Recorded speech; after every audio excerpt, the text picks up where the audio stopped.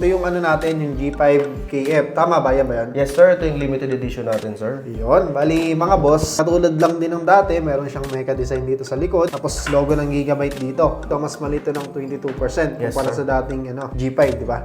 Yun, bali dito sa trackpad, meron pa ding mecha design para may atmosphere pa rin ng pagka-gaming. Naka i7 to na 12 Gen, RTX 4060. Yung RAM niya, 16GB na DDR5 na. Kaya makapaglaro ka na dito ng mga demanding games, yung mga AAA games. Ano ba yung tinatanong sa atin dito ulit? Tinatanong kasi dito, is upgradable ba lahat? Pwede ba daw natin buksan yung ilalim? Pwede natin buksan. Sige, buksan natin. Ayun na natin yung chassis. Yan. Hindi mas kitang-kita natin mga boss. Bali, ang tawag nga pala ni Gigabyte dito sa cooling system niya is WindForce Cooling Technology.